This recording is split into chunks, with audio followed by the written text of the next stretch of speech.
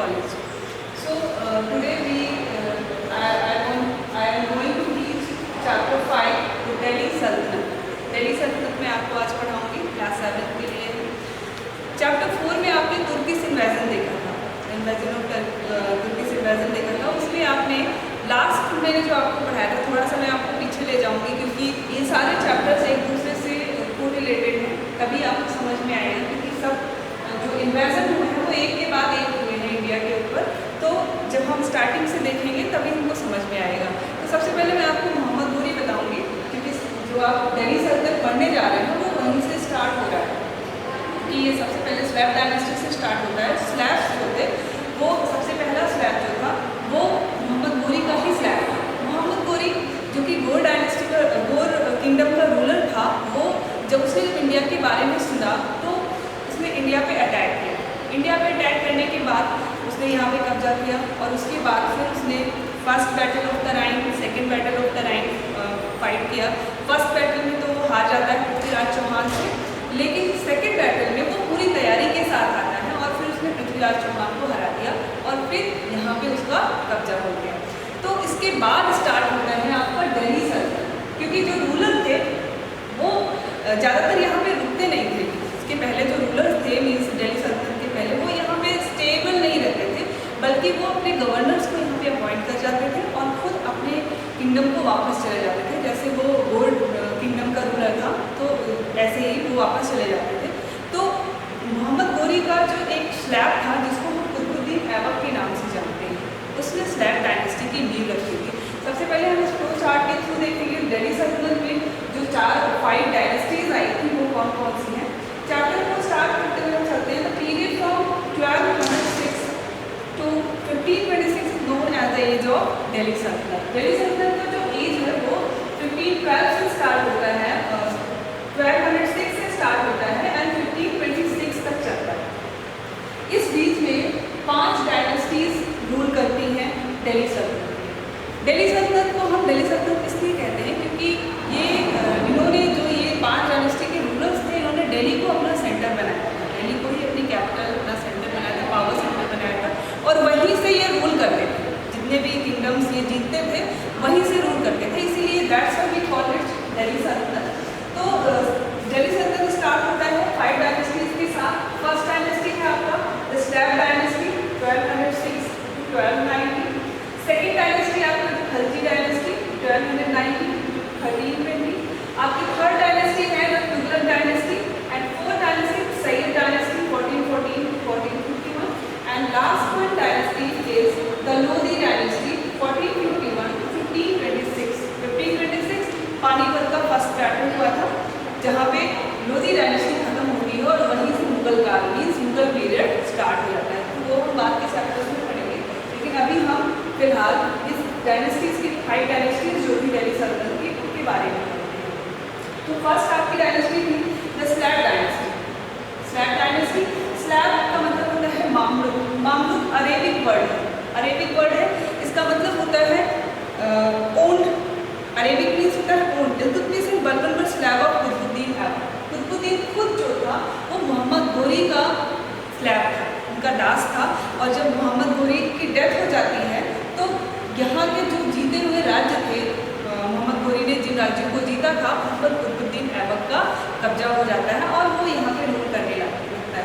कुतुबुद्दीन ऐबक को लाख बख्श भी कहा जाता है क्योंकि वो बहुत काइंड हार्टेड मैन था, मीन्स बहुत दयालु किस्म का था और लोगों को पैसे डोनेट करता था, इसलिए उसको लाख बख्श कहा जाता था। कुतुबुद्दीन ऐबक एक इंडिपेंडेंट रूलर था एंड उसने कई सारे बिल्डिंग्स बनवाए थे। जिनमें कुतुबुल इस्लाम मॉस्क, कुतुब मीनार जो कि दिल्ली में है, ये बनवाया था। कुतुब मीनार उसने स्टार्ट तो करा दिया था लेकिन वो उसको कंप्लीट नहीं करा पाया, तो उसके पहले ही उसकी डेथ हो जाती है। कुतुबुद्दीन ऐबक के बाद हम पढ़ेंगे इल्तुतमिश। इल्तुतमिश कुतुबुद्दीन ऐबक को, इल्तुतमिश ने कुतुबुद्दीन ऐबक को सक्सीड किया था और वो उसका सन इन लॉ था। He is considered the real founder of सल्तनत, क्योंकि कुतुबुद्दीन ऐबक को बहुत शॉर्ट पीरियड मिला था रूल करने के लिए, इसलिए कहा जाता है कि इल्तुतमिश जो था वो रियल फाउंडर माना जाता है स्लैब डायनेस्टी का। उसने जो भी प्रॉब्लम्स थी स्लैब डायनेस्टी में उनको दूर किया था। उसने कई सारे स्टेप्स लिए थे, जैसे उसने अपनी कैपिटल कैपिटल लाहौर से दिल्ली शिफ्ट कर दी थी। Next, consolidated his position by suppressing rebellion, जो भी उसके खिलाफ आवाज़ उठा रहे थे उनको सप्रेस करके उसने अपनी पोजीशन, जो रूलर की पोजीशन होती है उसको काफ़ी स्ट्रॉन्ग किया था।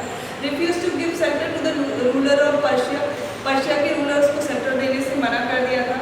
Expanded the empire up to Bengal in the east, means इसी तरह के कई सारे स्टेप्स लिए थे और सबसे इम्पॉर्टेंट स्टेप था उन्होंने कुतुब मीनार को कंप्लीट करवाया। मीन्स जो कुतुब मीनार को कुतुबुद्दीन ऐबक ने स्टार्ट किया था उसको इल्तुतमिश ने कंप्लीट करवाया था।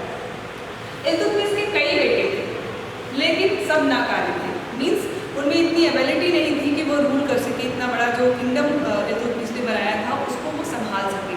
इसलिए उन्होंने अपनी बेटी रजिया सुल्तान को रूलर बनाया।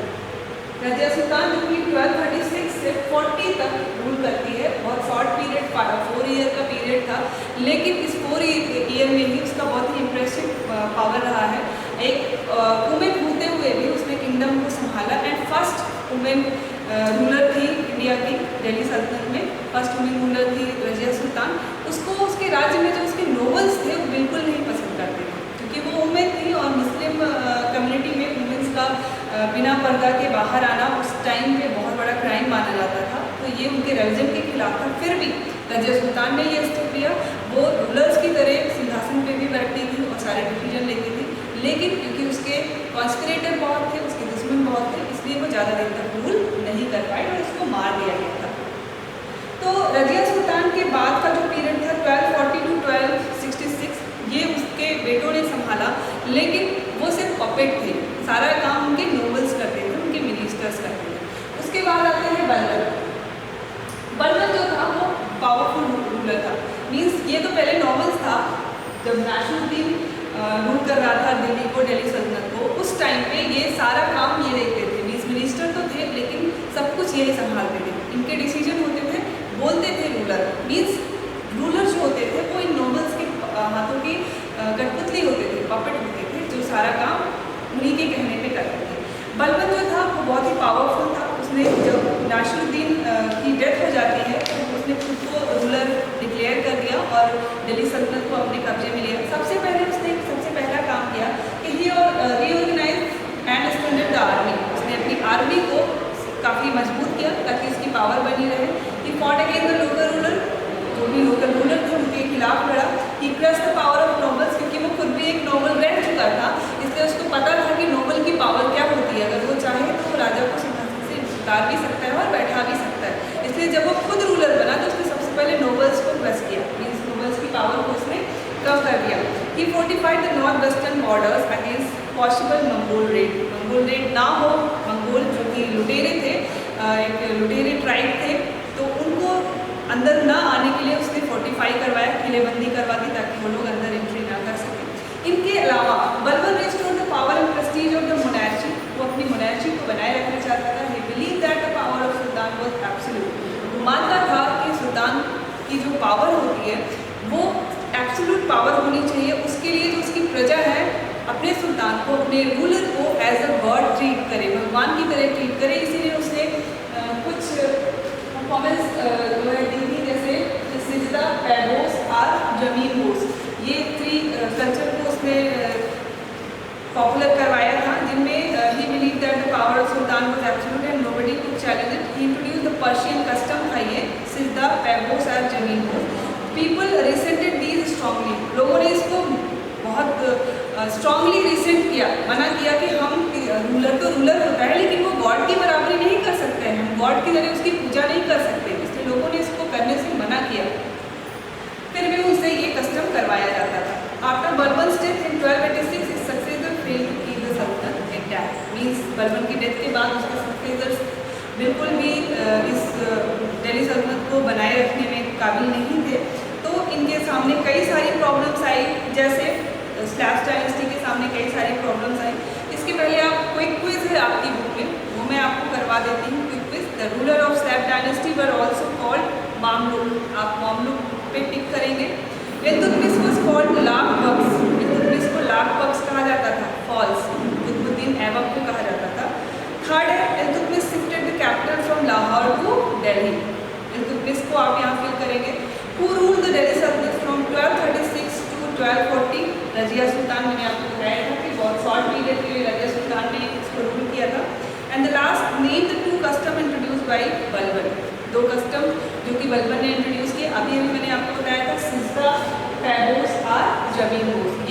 कस्टम्स थे जिसको बर्मन ने इंट्रोड्यूस किए थे। स्लैब रूलर्स के सामने कई सारी डिफिकल्टीज थी, जिनमें slave rulers did not belong to royal families, ये रॉयल फैमिली से नहीं थे, इसलिए आम जनता भी इनको सपोर्ट नहीं कर रही थी। राजपूत रूलर पहले से ही इनके दुश्मन बने हुए थे। मंगोल्स भी उस समय अटैक कर रहे थे, जिससे इनकी फाइनेंशियल कंडीशन कमज़ोर हो रही थी। दिल्ली सल्तनत के लिए काफ़ी ट्रबल क्रिएट कर रहे थे। इनके बाद आता है the Khalji dynasty. Second dynasty आती है आपकी खलजी डायनेस्टी। खलजी डायनेस्टी में जलालुद्दीन फिरोज खिलजी आते हैं सबसे पहले, और उसके बाद फिर अलाउद्दीन खिलजी, जो कि इस खलजी डायनेस्टी के मोस्ट पावरफुल रूलर थे, उनके बारे में हम देखेंगे। अलाउद्दीन खिलजी जो था उसने गुजरात और मालवा को 1297 में अपने कब्जे में कर लिया, जिस gave him control over the western sea port. Sea port पे उसने कब्जा कर लिया, और सी पोर्ट पर कब्जा होने का मतलब होता है कि उसने पूरे ट्रेड पे कब्जा कर लिया। मीन्स गुजरात और मालवा का जो व्यापार था वो उसके कब्जे में आ जाता है, वहाँ से होने वाला प्रॉफिट उसके पास आ जाता है, तो वो फिनेंशियली स्ट्रॉन्ग होने लगा।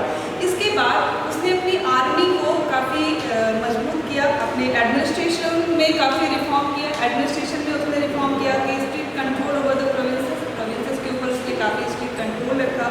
ही took 2 major step to suppress rebellions को सप्रेस करने के लिए उसने पोस्टेड स्पाइस को पोस्ट किया, मीन्स गुप्तचर व्यवस्था बनाई। And he cut the power of the nobles, he forget social gathering. Nobles की जो सोशल गैदरिंग थी उसको उसने ख़त्म कर दिया, चेंज कर दिया। इसके अलावा कई सारे इकोनॉमिक मेजर्स भी उसने अपनाए। रिफॉर्म इन द आर्मी में उसका रिफॉर्म बहुत फेमस है, जिसमें उसने सबसे पहला रिफॉर्म किया था Alauddin paid his soldiers in cash. Alauddin ने अपने सोल्जर्स को सैलरी कैश में देना शुरू किया। ही स्टार्टेड ब्रांडिंग हॉर्सेस, जो सुपीरियर क्वालिटी के हॉर्स थे उनको दाग था स्टार्ट की वहाँ पे उसने। मीन्स ब्रांड में उसने डिवाइड कर दिया कि कौन से सुपीरियर है कौन से इंफीरियर है, ताकि जब उसे ज़रूरत पड़े तब वो उनका यूज़ कर सके। अब फुल डिस्क्रिप्शन चेहरा for each soldier was also के। चेहरा डिस्क्रिप्शन आप कह सकते हैं जैसे आपका आई कार्ड बनता है स्कूल्स में, वो आपका पहचान होता है उससे कि आप हैं कौन, आपका एड्रेस क्या है, आप दिखते कैसे हैं। तो वैसे ही उस समय तो कैमरे थे नहीं, फ़ोटो खींचती नहीं थी, इसलिए उन्होंने चेहरा मीन्स स्केच बनवाते थे और वही उसका आईडी होता था। जो सोल्जर्स होते थे उनकी आईडी बनवाता था वो। And after Alauddin's death a war succession broke out. जैसा कि हम जानते हैं कि दिल्ली सल्तनत से लेकर के मुगल पीरियड तक ये हमेशा होता रहा है कि जैसे भी एक रूलर की डेथ होती है वहाँ पे थ्रोन के लिए लड़ाई शुरू हो जाती है, जो सक्सेसर्स होते हैं उनके बीच में। ऐसे ही अलाउद्दीन खिलजी के साथ भी हुआ। तो the last Khalji ruler was Khusro Malik. Last Khalji ruler जो था वो खुसरो मलिक था। Ghiyasuddin defeated him and started Tughlaq dynasty. Ghiyasuddin ने तुगलक डायनेस्टी स्टार्ट की और खलजी डायनेस्टी को डिफीट कर दिया था। तुगलक डायनेस्टी स्टार्ट हो जाती है खलजी डायनेस्टी के बाद 1320 से लेकर के 1414 तक। इसके 3 रूलर्स जो थे वो ज़्यादा फेमस है। फर्स्ट गियासुद्दीन तुगलक, सेकेंड मोहम्मद बिन तुगलक और थर्ड फिरोज शाह तुगलक। गियासुद्दीन तुगलक जो कि 1320 में रूलर बनता है और 1325 तक रूल करता है। उसके बाद उसको सक्सीड करता है मोहम्मद बिन तुगलक, जो कि बहुत ही पावरफुल रूलर था। हिस्टोरियंस का मानना है कि मोहम्मद बिन तुगलक जो था वो उसके 2 तरह के रूप थे। मीन्स कुछ मैटर्स में तो वो बहुत अच्छा था, लेकिन कहीं कहीं उसने ऐसे डिसीजंस ले लिए जिसकी वजह से जो आम जनता थी वो उसके अपोज में आ जाती है, क्योंकि उसके डिसीजंस जो होते थे वो उस सर्कमस्टेंसेस में सूट नहीं करते थे। जैसे सबसे पहला उसने टैक्सेशन इन दोआब जो होता है वो 2 नदियों के बीच का पार्ट होता है जो कि बहुत ही फर्टाइल होता है। तो उस समय जिस समय उसने दोआब में टैक्स बढ़ाया था उस समय वहाँ पे फिमाइन था, मीन्स वहाँ पे अकाल पड़ा हुआ था, कुछ भी पैदा नहीं हुआ था, और ऐसे टाइम पे उसने टैक्स दोगुना कर दिया जिससे उसकी आम जनता बहुत नाराज हो गई। नेक्स्ट था शिफ्ट ऑफ कैपिटल। 1327 में Mohammad bin Tughlaq decided to shift the capital of the empire from Delhi to Devagiri. Delhi से देवगिरी उसने शिफ्ट कर दिया कैपिटल, और दिल्ली की पूरी जनता को उसने कहा कि यहाँ से उठ करके हम देवगिरी चलेंगे। जनता तैयार नहीं थी, फिर भी उन्हें वहाँ पे जाना पड़ा। Which he rename Daulatabad, Devagiri का नाम उसे दौलताबाद रखा था। He shifted the capital for the following reason. कुछ रीजन्स थे उसकी वजह से उसने कैपिटल वहाँ पे शिफ्ट की थी, लेकिन वहाँ जा करके उसको पता चला कि दिल्ली ज़्यादा सूटेबल थी, क्योंकि वो सेंटर पे थी और वहाँ से पूरे देश को, पूरी कंट्री को गवर्न करने में ज़्यादा आसानी होती थी, ना कि दौलताबाद से। तो उसने फिर डिसाइड किया कि वो दौलताबाद से दिल्ली वापस आएगा। तो ये भी उसका डिसीजन बहुत रॉन्ग डिसीजन था जिसको उसने लिया था। तो ये इसके कुछ एक्सपेरिमेंट्स थे जिसके फेल्यूर की वजह से उसका प्रेस्टीज काफ़ी हार्म हो रहा है, उसके प्रेस्टीज पे काफ़ी असर पड़ रहा है। Introduction of token currency in 1329 में मोहम्मद बिन तुगलक ने टोकन करेंसी इंट्रोड्यूस किया था। इसके एक्सपेरिमेंट के टू व्यूज़ हैं। Some historians believe that Mohammad bin Tughlaq had plans of conquesting Central Asia for which he needed more money, उसको बहुत सारा मनी चाहिए था सेंट्रल एशिया में जाने के लिए। And other believe that there was a world wide shortage of silver during this period. और दूसरा मानना है कि उस टाइम पे सिल्वर कॉइन्स की कमी हो गई थी, इसलिए उसने ब्रोंज कॉइन्स बनाने शुरू कर दिए। अब ऐसे में क्या हुआ, उस कॉइन का जो डिज़ाइन थी वो बहुत ही सिंपल थी, तो इसको लोगों ने अपने घरों पे मिंट करना शुरू कर दिया, अपने घरों पे छापने शुरू कर दिए। जैसे आजकल आप लोग नकली नोट के बारे में सुनते हैं, वैसे उस समय उस कॉइन्स को नकली तरीके से चोरी करके लोग अपने घरों में छापने लगे। तो इस वजह से जो कॉइन्स की क्वांटिटी थी वो बहुत ज़्यादा हो गई और अब जगह जगह उसकी भरमार हो गई। व्यापारी जो ट्रेडर्स थे वो उसको ले नहीं रहे थे, क्योंकि सिल्वर की जगह पे कोई ब्रोंज कॉइन्स क्यों यूज़ करेगा, किसी को नहीं चाहिए था क्योंकि उसकी वैल्यू नहीं थी। तो ये डिसीजन भी मोहम्मद बिन तुगलक का रॉन्ग हुआ और इसकी वजह से उसकी जो प्रेस्टीज थी वो काफ़ी कम हो गई। लोग उसे जो उनकी प्रजा थी वो एज अ रूलर नहीं पसंद करती थी। फिरोज शाह तुगलक जो था उसको रिफॉर्मर किंग कहा जाता है। उसने कई सारे रिफॉर्म किए सोसाइटी में एंड एडमिनिस्ट्रेशन में। इसके साथ साथ उसने कई सारे डिस्ट्रिक्ट भी फाउंड किए थे। फिरोज शाह तुगलक और Mohammad bin Tughlaq cousin felt that Mohammad bin Tughlaq had failed to consolidate. उसको ये रियलाइज़ हुआ कि मोहम्मद बिन तुगलक ने अपने नॉवेल्स की वजह से अपना कंसोलिडेशन बनाए रखना उसके लिए पॉसिबल नहीं था, इसलिए सबसे पहले उसने उलेमा को डिस्चार्ज किया, उलेमाओं को सप्रेस कर दिया। Firoz therefore decided to win over the ulema and nobles. He not only gave bigger iqtas to nobles but also made those iqtas hereditary. To please the ulema he imposed Islamic law. उलेमाओं को प्लीज़ करने के लिए, खुश करने के लिए उसने इस्लामिक लॉज को इम्पोज कर दिया। इसके बाद कई सारे फिरोज शाह तुगलक ने कई सारे रिफॉर्म किए, जैसे he did much for his people. उसके अपने प्रजा के लिए उसने बहुत सारा काम किया, जैसे उसने बहुत सारे tank, tubewell, rest houses and roads बनवाए। इनके अलावा उसने establish new towns just like Jaunpur, Firozpur, Firozabad, Hisar Firoza, ये सारे शहर भी फिरोज शाह तुगलक ने बसाए थे। तो फिरोज शाह तुगलक को इसी वजह से रिफॉर्मर किंग कहा जाता है, क्योंकि उसने अपनी आम जनता के लिए बहुत सारे रिफॉर्म किए थे। इनकी डेथ के बाद जो तुगलक डायनेस्टी थी वो धीरे धीरे डिसइंटीग्रेट होने लगी एंड इसके रीजन्स जो थे वो इंडिपेंडेंट होने लगे। मीन्स जो उसके छोटे छोटे किंगडम्स थे वो इंडिपेंडेंट होने लगे।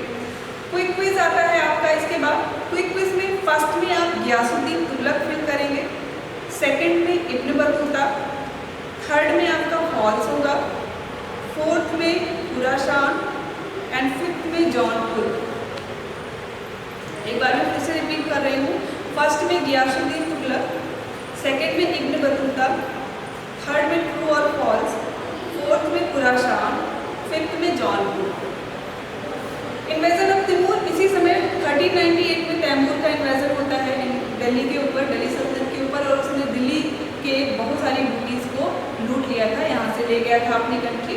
एंड जब वो यहाँ से जाने लगा था तब उसने बहुत सारे बिल्डिंग बनवाई थी, elegant building, palaces and mosques. Before leaving Delhi Timur appointed Khizr Khan. जब वो यहाँ से जाने लगा तो खिज्र खां को उसने दिल्ली सल्तनत को सौंपा था, अपना गवर्नर वहाँ पे अपॉइंट किया था।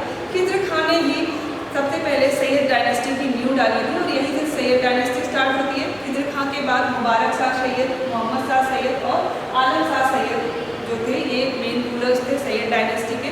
फिर इसके बाद आता है आपका लोधी डायनेस्टी। लोधी डायनेस्टी जो कि 1451 से 1526 तक चलता है। 1526 में ही बाबर आता है और इब्राहिम लोधी को उसने पानीपत के फर्स्ट बैटल में हराया था। बहलोल लोधी इसका फर्स्ट रूलर था। He tried to consolidate the fragment sultanate. Bahlol Lodhi remove rebellious. Bahlol Lodhi ने सबसे पहले रेबिलियस गवर्नर जो थे उनको रिमूव किया, उसके बाद फिर उसने कंसोलिडेट किया। बहलोल लोधी के बाद सिकंदर लोधी आता है। Sikandar Lodi was very powerful ruler. He annex Jaunpur and Bihar. उसने जौनपुर और बिहार को अनेक्स किया और फ्रेंडशिप की ट्रीटी करी थी इनके रूलर्स के बीच में। और इनके बाद सिकंदर लोधी के बाद आता है Ibrahim Lodhi. Ibrahim Lodhi succeeded Sikandar Lodhi. Afghan nobles revolted against him, Afghan nobles ने इनके खिलाफ रिवोल्ट कर दिया। He however defeated them to prevent such revolt in future. Ibrahim Lodi replace senior nobles and governor, Ibrahim Lodi ने सारे सीनियर नोबल्स और गवर्नर को रिप्लेस कर दिया, उनकी जगह पे उसने यंगर नोबल्स और मिनिस्टर्स को लाया। The displace noble conspired with Babur, और इन्हीं के जो डिस्प्लेस नोबल्स थे वो बाबर से जाके मिल जाते हैं और बाबर को इनवाइट करते हैं इंडिया आकर के अटैक करने के लिए कि आए और वो लोधी डायनेस्टी को ख़त्म कर दें ताकि उनका पावर वहाँ पे आ जाए। लेकिन उनको ये नहीं पता था कि बाबर आ तो जाएगा लेकिन वो वापस नहीं जाएगा और वहीं से मुगल डायनेस्टी स्टार्ट हो जाएगी।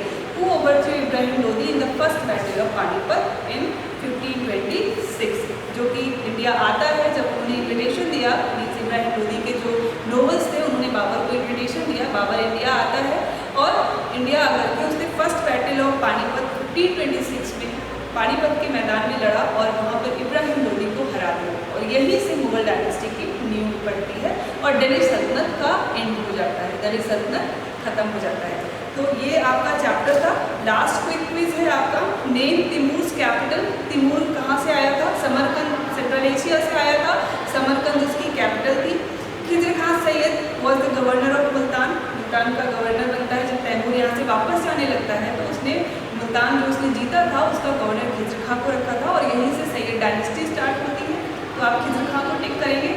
Who was the first Lodi ruler? Bahlol Lodi. Sikandar Lodi was the most powerful Lodi ruler. Sikandar Lodi जो था वो मोस्ट पावरफुल लोधी रूलर था। When and between whom was the first battle of Panipat fought? मैंने अभी आपको बताया है। In 1526 between Babur and Ibrahim Lodi, means 1526 में बाबर और इब्राहिम लोधी के बीच में फर्स्ट बैटल ऑफ पानीपत लड़ा गया था।